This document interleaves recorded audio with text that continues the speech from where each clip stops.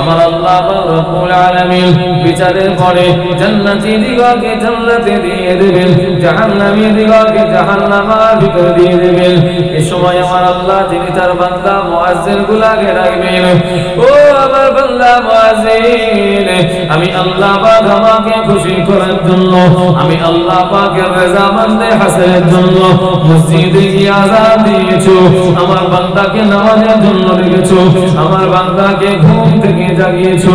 ও আমার বান্দা মুয়াজ্জিন, আমি আল্লাহ পাক আজকে তোমাদের উপরে সন্তুষ্ট হয়ে গেলাম, আমি আল্লাহ আজকে তোমার উপরে রাজি হয়ে গেলাম। ও আমার বান্দা মুয়াজ্জিন, যাও চলে যাও, চলে যাও জাহান্নামের ভিতরে। তোমার যত জানা শোনা চেনা পরিচিত মানুষগুলো রয়েছে তাদেরকে তুমি নিজে জাহান্নাম থেকে বার করে আমি আল্লাহ আমার জান্নাতের ভিতরে চলে যাবে। জোরে বলুন সুবহানাল্লাহ। তো জোরে বলা যাবে না। মুয়াজ্জিনের সঙ্গে পরিচয় থাকবে কার? মুয়াজ্জিনের সঙ্গে মুহাব্বত থাকবে কার? মুয়াজ্জিনের সঙ্গে ভালোবাসা থাকবে কার? কার? একটু কথা বলে না কেন? কি সমস্যা? নামাজি, তাই তো নাকি? আমরা আলহামদুলিল্লাহ বেনামাজি তো কেউ না, সবাই নামাজি, তাই তো? কি সমস্যা? আমরা নামাজি না? আরে 6 দিন নাই যায়, জুম্মার দিনটা তো যায়। হ্যাঁ, কোন সব বেনামাজি? নামাজি সপ্তাহে একবার তো জুম্মাটা তো কাজা হয়। আবার অনেকে রয়েছে ইচ্ছা করে আস্তাগফিরুল্লাহ, মানে হ্যাঁ ইচ্ছা করে এক প্রকার বললেও হয়, দুনিয়ার ধান্দায় করে জুম্মাটাও ছেড়ে যায়। হ্যাঁ গো, এরকম মানুষ আছে না? নেই? তা বলে কি ঈদের নামাজ, ঈদাইনের নামাজ ছেড়ে যায়? নামাজি আমরা নয় এমন না, সপ্তাহে না হলে বছরে দুটো ঈদের নামাজটাও তো পড়ি।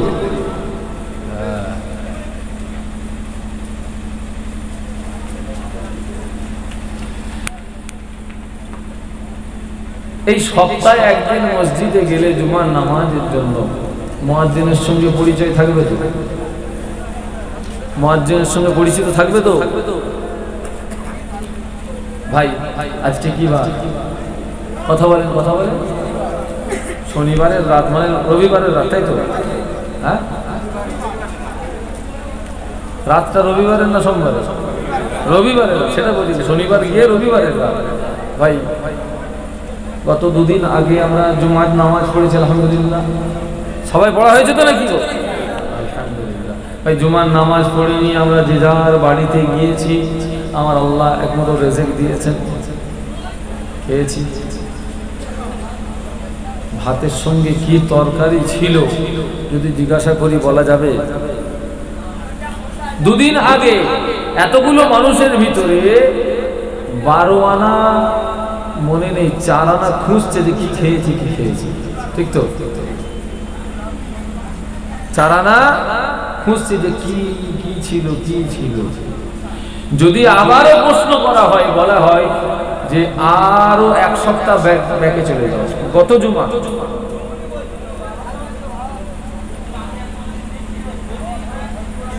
ওই যে 4 আনা খুঁজছিল না, ওর 1 আনাও পাওয়া যাবে না যে কি খেয়েছে। ভাই আমরা যেটা নিজে হাতে খেয়েছি 1 সপ্তাহ আগে, 2 সপ্তাহ আগে নিজেরাই ভুলে গেছি। তাহলে জুমার দিনে একবার শুধু মসজিদে গেলে মুয়াজ্জিন মনে রেখে দেবে, চিনতে পারবে তো? আবার আমাদের তো নামাজে যাওয়া আল্লাহ খায়ের করেন, যখন ইমামের খুতবা শেষ, মুয়াজ্জিন ইকামত দেবে, পিছন থেকে আমরা দৌড়ব।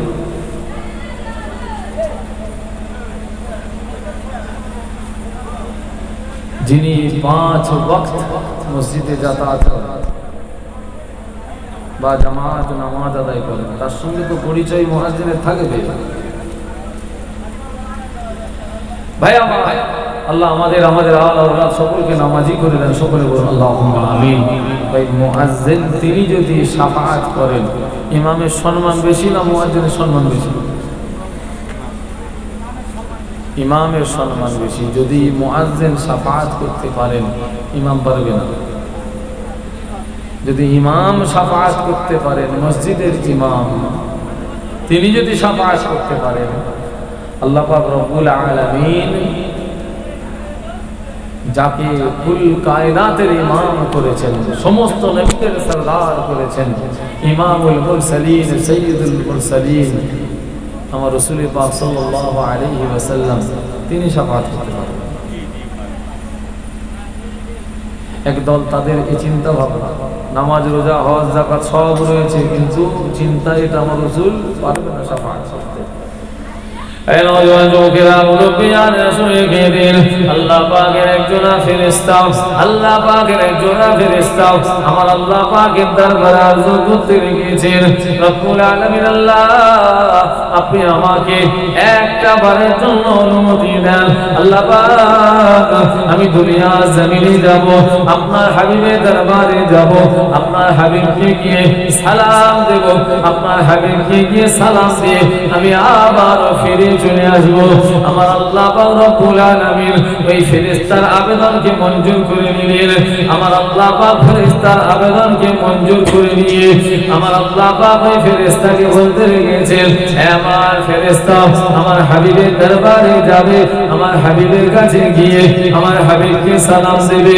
আমি আল্লাহ আমার পক্ষ থেকে দুটা জিনিস আরো নিয়ে যাবে, এই দুটা জিনিস নিয়ে গিয়ে আমার হাবিবকে দেবে, আমার হাবিবকে এটা বলে দেবে আল্লাহ পাক আপনাকে এই দুটা জিনিস দিয়ে পাঠিয়েছেন, তবে আমার আল্লাহ আপনাকে এই দুটার ভিতরে যে কোনো একটা নেওয়ার ইখতিয়ার আল্লাহ আপনাকে দিয়েছেন, আপনি দুটোই নেবেন, এটা আমার আল্লাহ পাক আপনাকে ইখতিয়ার দেন না, আপনাকে আল্লাহ একটা নেওয়ার ইখতিয়ার দান করেছেন।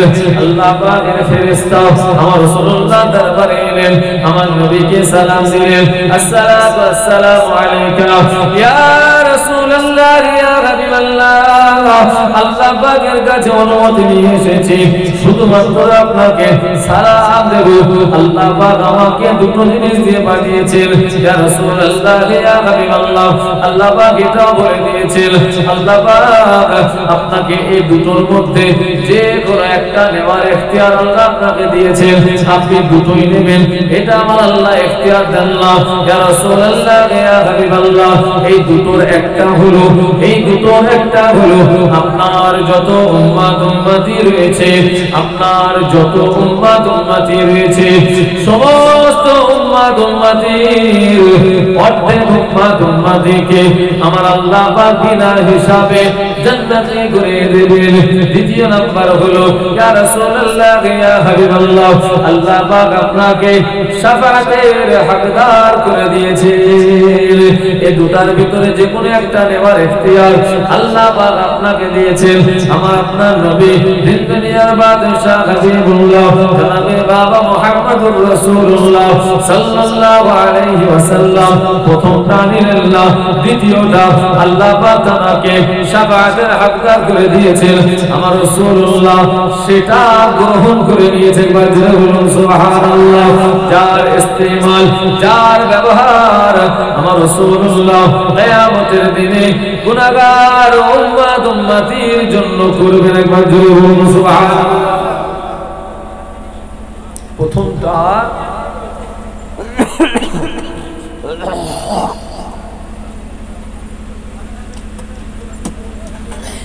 আল্লাহ,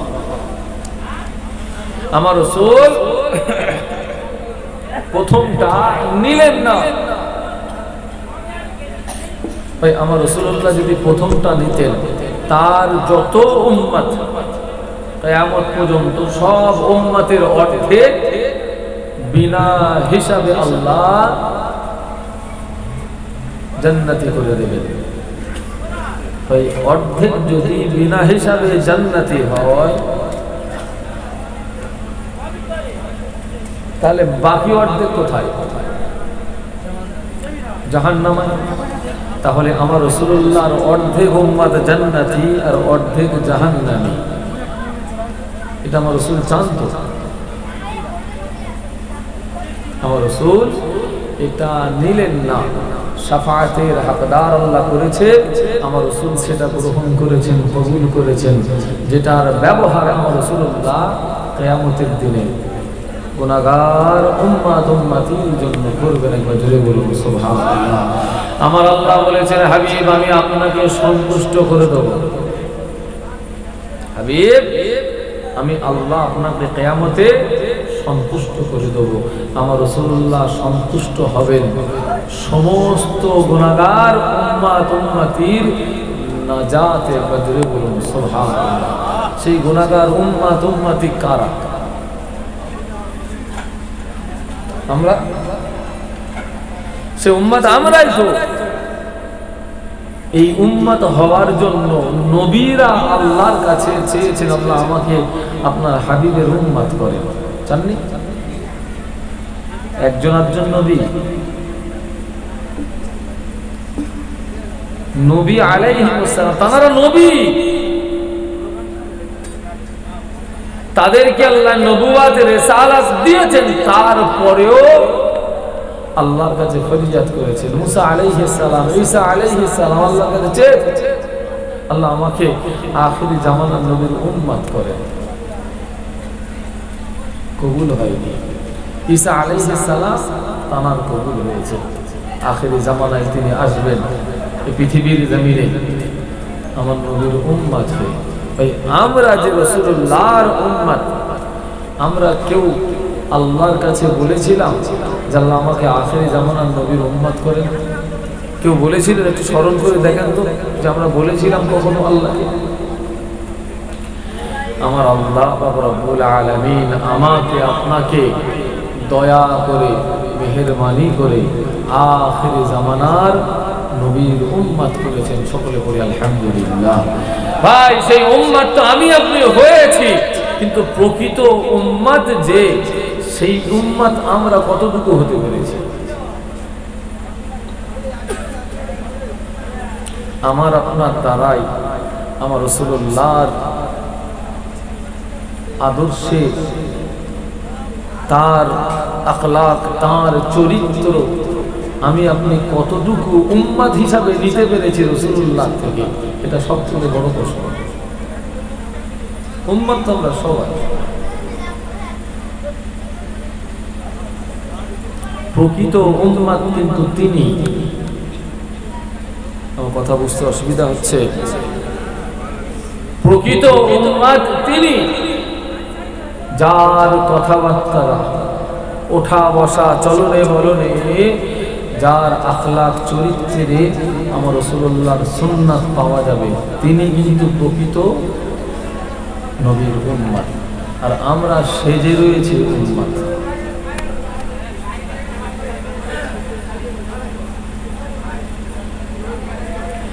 আল্লাহ পাক আমাদের সকলকে আমার রাসূলুল্লাহর তরিকা অনুযায়ী চলার তৌফিক দান করেন। সকলে বলুন আল্লাহুম্মা আমিন।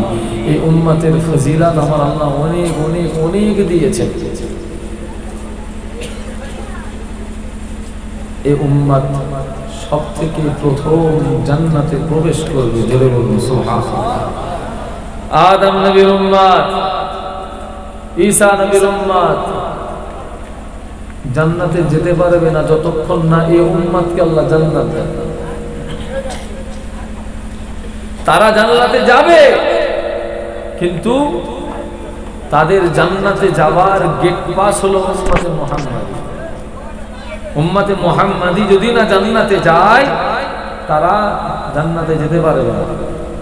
আগে আল্লাহ পাক আমাকে আপনাকে উম্মতে মুহাম্মাদিকে জান্নাত দেবেন, তারপর অন্যান্য নবী আলাইহিমুস সালাম তাদেরকে আল্লাহ জান্নাত দেবেন। একবার জোরে বলুন সুবহানাল্লাহ। আমার নবী পাক সাল্লাল্লাহু আলাইহি ওয়াসাল্লাম, আল্লাহ পাক তাকে প্রথম জান্নাতি করবেন, তারপর অন্যান্য নবী আলাইহিমুস সালাম তাদেরকে আল্লাহ জান্নাতি করবেন। ভাই আমার রাসূলুল্লাহ কিভাবে জান্নাতে যাবেন? নবী আমার কিভাবে জান্নাতে যাবেন?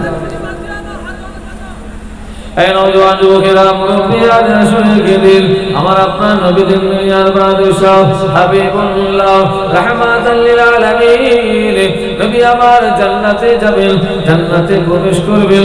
জান্নাতে যাওয়ার সময় আমার রাসূলুল্লাহ জান্নাতের গেটে যাবেন। জান্নাতের গেটে দরওয়াজায় গিয়ে দেখতে পাবেন জান্নাতের দরওয়াজা খানা বন্ধ। নবী জান্নাতে যাবে, জান্নাতের দরওয়াজাটা তো খুলে থাকাই, তাই না ভাই? আমি আপনার বাড়িতে যাব, আমি আপনার ঘরে যাব ভাই। আমি যখন আপনার ঘরে যাব, দরওয়াজাটা খুলে রেখে দেবেন না বন্ধ করে দেবেন? কথা বলে না? আপনি আমার ঘরে যাবেন, আমি দরজা তালা দিয়ে দেবো, গেটে তালা লিখে দেবো, খোলা থাকবে স্বাভাবিক। কিন্তু আমার রাসূলুল্লাহ তিনি জান্নাতে যাবেন, তিনি জান্নাতে যাবেন। আল্লাহর হাবিব জান্নাতের গেটে গিয়ে দেখবেন জান্নাতের দরওয়াজা বন্ধ, শুধু ঠেলে বন্ধ করা নয়, ভিতর থেকে লাগানো আছে, ভিতর থেকে দরওয়াজা আটকানো আছে। আমার রাসূলুল্লাহ জান্নাতের দরওয়াজায় গিয়ে আঘাত করবেন, ভিতর থেকে একজন ফেরেশতা জিজ্ঞাসা করবেন কে? আমার রাসূলুল্লাহ জবাব দেবেন আমি মুহাম্মদুর রাসূলুল্লাহ। জান্নাতের দরওয়াজাটা খুলে দেওয়া হবে, জোরে বলুন সুবহানাল্লাহ। ওই ফেরেশতা জান্নাতের দরওয়াজাটা খুলে দিয়ে আল্লাহর হাবিবকে বলবেন ইয়া রাসূলুল্লাহ, ইয়া হাবিবাল্লাহ, আল্লাহ পাক আমাকে এই জায়গায় দাঁড় করিয়ে দিয়েছেন, আল্লাহ পাক আমাকে এটা বলে দিয়েছেন আমার ফেরেশতা জান্নাতের দরওয়াজা বন্ধ করে দাঁড়িয়ে থাকবে। খবরদার খবরদার, এই জান্নাতের দরওয়াজা কারোর জন্য খুলবে না, খুলবে না, খুলবে না, যতক্ষণ না পর্যন্ত আমার হাবিব তিনি জান্নাতের দরওয়াজায় এসে আঘাত না দেয়। সুবহানাল্লাহ। আল্লাহর হাবিব প্রথম জান্নাতে যাবে, সমস্ত নবীদের সরদার আল্লাহ পাক আমার নবীকে করেছেন, জোরে বলুন সুবহানাল্লাহ। বিসমিল্লাহির রাহমানির রাহিম। সুবহানাল্লাযী আসরা বি'আবদিহি লাইলাম মিনাল মাসজিদিল হারাম ইলাল মাসজিদিল আকসা আল্লাযী বারাকনা হাওলাহু লিনুরিয়াহু মিন আয়াতিনা ইন্নাহু হুয়াস সামিউল বাসীর। এই আয়াতে কারিমার ভিতরে আমার আপনার নবীর মিরাজের রজনীর কথা, আমার রাসূলুল্লাহ মিরাজে যাবেন বাইতুল মুকাদ্দাসে, মক্কার জমিন থেকে বাইতুল মুকাদ্দাসে আমার রাসূলুল্লাহকে নিয়ে যাওয়া হলো। এই বাইতুল মুকাদ্দাসে গিয়ে আমার রাসূলুল্লাহ 2 রাকাত জামাতে সহিত নামাজ আদায় করেছিলেন। আমার রাসূলুল্লাহ বাইতুল মুকাদ্দাসে গিয়ে দেখতে পেলেন আদম থেকে শুরু করে 1,24,000 বাইতুল্লাহ 2,24,000 নবী রাসূল পয়গম্বর তারা সকলে কাতার দিয়ে লাইন দিয়ে দাঁড়িয়ে রয়েছেন। ইমামতির জায়গাটা ফাঁকা রয়েছে, কে ও জায়গায় ইমামতি করবেন? সমস্ত নবী আলাইহিস সালামেরা তারা তাদের নিজেদের ফজিলতের কথা স্মরণ করে এটা চিন্তা করতে লেগেছেন, আমি আদম, আল্লাহ পাক আমাকে সমস্ত মানুষের পিতা করেছেন, আল্লাহ আমাকে জান্নাতের ভিতরে রেখেছিলেন, সব কিছু না আল্লাহ পাক আমি আদমকে শিখিয়েছিলেন, হয়তো আবার আল্লাহ পাক আমি আদমকে ইমামতির জায়গায় দাঁড় করিয়ে দেবে। আল্লাহ নবী ইব্রাহিম খলিলুল্লাহ চিন্তা করছেন আমি আল্লাহ পাকের খলিল, আমাকে হয়তো আল্লাহ পাক ইমামতির জায়গায় দাঁড় করিয়ে দেবে। এভাবে সমস্ত নবী রাসূল পয়গম্বরেরা তারা তাদের ফজিলতের কথা স্মরণ করে কি আশায় রয়েছে আল্লাহ পাক হয়তো আমাকে ইমামতির জায়গায় দাঁড় করিয়ে দেবে। হযরত জিবরাইল আমিন আলাইহিস সালাতু ওয়াস সালাম আমার রাসূলুল্লাহকে ইমামতির জায়গায় দাঁড় করিয়ে দিলেন, বলুন সুবহানাল্লাহ। আমার নবী হলেন সমস্ত নবীদের ইমাম, সমস্ত নবীরা হলেন আমার নবীর মুক্তাদি। এবার দরুদ পড়েন আল্লাহুম্মা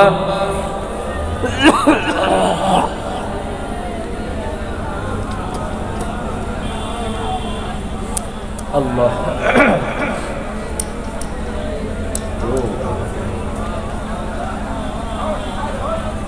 দেখো না দেখে ওয়াজ করছি 12টা 15 হয়ে গেল। ভাই আমার দোস্ত, আমার মুখতাসার দীর্ঘ আলোচনা নয়, আমার পরে যিনি রয়েছেন আমার ফুফুতো ভাই মাশাআল্লাহ জনাব মাওলানা মোহাম্মদ সৈয়দ মাহতাব হোসেন সাহেব, তিনি এখনই আসবেন, আপনাদের খেদমতে আলোচনা করবেন। ভাই আমি এখানে এসেছি কোথায় জানেন, যেহেতু একটু দূরের রাস্তা বলে না, একটু সকাল সকাল বেরিয়ে পড়েছি, একটু আগে আগে এসে একটু রেস্ট নেওয়া হবে। তো এসে দেখি যে প্রথমে যে আপনাদের বক্তা রয়েছেন মৌলানা আরিফুর রহমান সাহেব, তিনি আসেন। তা আমি চিন্তা করলাম তিনি যখন এখনও আসেনি, তাহলে আমি একটু আগে উঠে যাই, আমার পরে মৌলানা সাহেব উঠবেন আগে পরে। তো যাই হোক উনি দেরি করে এসে উঠেছেন। আমি যখন এখানে এসেছি তখন 8:30টাও বাজে না মনে হয়, আমার টাইম তো 10টা, ওটা আগে আগে এসেছি। যাই হোক একটু রেস্ট হলো। যাই হোক 10টা থেকে 12টা আমার সময় ছিল। আর রাস্তাটা মাশাআল্লাহ তো আর কম নয়, আলহামদুলিল্লাহ। গাড়িতে আসতে করতে যান, আমি আমতলা আছে না, ওখানে এক জায়গায় একটু দাঁড়িয়েছি, দাঁড়িয়ে সেখানে মাগরিবের নামাজ পড়েছি। তো সেখানেই বলছিলাম যে এত দূর রাস্তা যে পৌঁছাতে করতে হাফ মার্ডার হয়ে যায়। মনে করেন না ও দামি দামি গাড়ি করে ঘুরতে, জানেন না যে গাড়িতে বসে বসে 6 ঘন্টা 5 ঘন্টা 4 ঘন্টা কি হালত হয়। যদি খুব জোর পেচ্ছাপও পেয়ে যায় না রাস্তায়, তো গাড়ি চলতে কোনটা পেচ্ছাপ করবে, বিপদের শেষ নেই। আল্লাহ সবাইকে হেফাজত করেন, বলুন আল্লাহুম্মা আমিন। জুড়ে বলুন আল্লাহুম্মা আমিন। একবার তো সেই পড়েন আল্লাহুম্মা সাল্লি আলা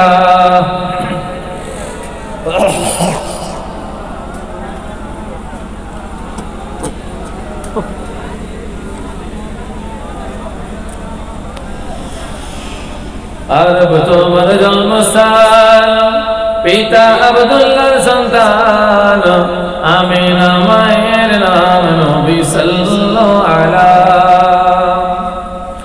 আরব তোমার জন্মস্থান, পিতা আব্দুল্লাহর সন্তান, আমিনা মায়ের নাম, নবী সাল্লাল্লাহু আলা।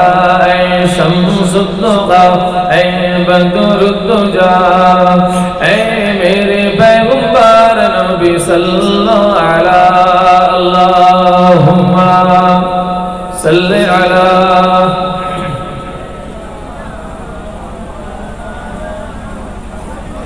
व अला आलि सय्यिदना। शीश नूह लूता ईसा मूसा पैगंबर, शीश नूह लूता ईसा मूसा पैगंबर, पढ़ें दुरूद आपनार नबी सल्लल्लाहु अला। ऐ शम्सुद्दोहा, ऐ बदरुद्दोजा, ऐ मेरे पैगंबर नबी सल्लल्लाहु अला अल्लाहुम्मा सल्ली अला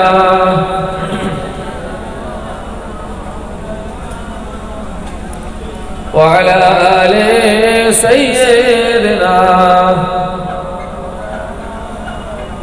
प्यारे हाजिरीन मजलिस, मुख्तसर করলাম, মুখতাসার আল্লাহ পাক আবারও যদি কোনো সময় খেদমতে আনেন আলোচনা হবে। শেষে একটা গুরুত্বপূর্ণ কথা বলি, বিদায় নেব। সামনে 21, 22, 23 ফাল্গুন মুজাদ্দিদুজ্জামান রাহমাতুল্লাহ আলাইহি তানার প্রতিষ্ঠিত ইসালে সওয়াব। আমরা কম বেশি যাওয়ার চেষ্টা করি। আমি দাওয়াত দিচ্ছি চিন্তা করবেন না, না, ও জালসা দাওয়াত স্বয়ং মুজাদ্দিদুজ্জামান রাহমাতুল্লাহ আলাইহি তিনি নিজে দিয়ে গেছেন। একবার জোরে বলুন সুবহানাল্লাহ। তিনি তার ওসিয়াতের ভিতরে লিখেছেন, তিনি তার ওসিয়াতের ভিতরে লিখেছেন যে আমার বাড়িতে এই 3 দিন তারিখ নির্ধারণ করে জলসা মাহফিল করা হয়। এই তারিখে দাদা হুজুর কিবলা বলছেন যে এই তারিখে আমার পীর মারা যায়নি, আমার পীরের পীরও এই তারিখে মারা যায়নি। সমস্ত নবী করিম নবী সহ সমস্ত নবী আলাইহিস সালাম, আউলিয়া কেরাম, গৌস, কুতুব, হাফেজ, আলেম, প্রত্যেকটা ইমানদার তাদের মুরব্বী যারা চলে গেছেন তাদের সওয়াব-ই-সানের উপলক্ষে এই মাহফিল কায়েম করেছে। মানে হ্যালো হ্যালো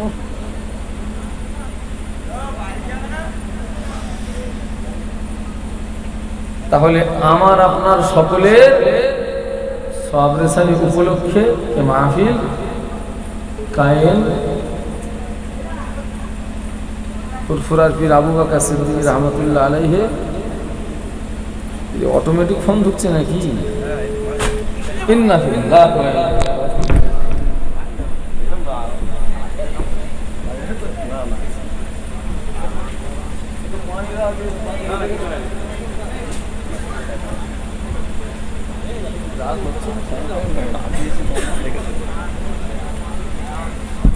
ব্যাপার আছে না। বসো, কি হলো রে? এটাও তোমার নাকি? কি করবে?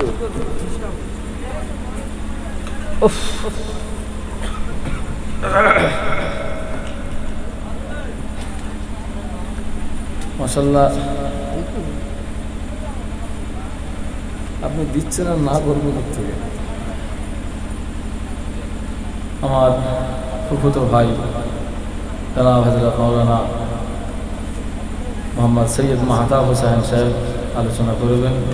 উনিও টাইমের আগে এসে গেছেন, মানে আমি সিগন্যাল দিচ্ছি না বলে উনি বসে বসে জানি, তাই তো উনি এসেছেন আগে। এনার পরে কে আছেন আবার? আরো দুজন, মাশাআল্লাহ।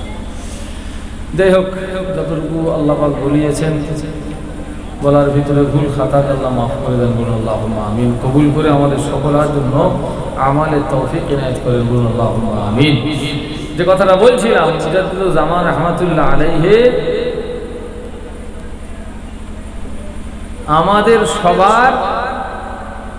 আমাদের সবার মুরব্বীদের ইসালে সওয়াব উদ্দেশ্যে ফুরফুরা শরীফে মাহফিল কায়েম করেছেন। আমি আপনি সেখানে চেয়ারটা ভাঙা রয়েছে, এই মাহফিলে যারা যাবেন তাদের জন্য দাদা হুজুর কেবলা বলেছেন যে খবরদার জামাতের নামাজ যেন তরক না হয়।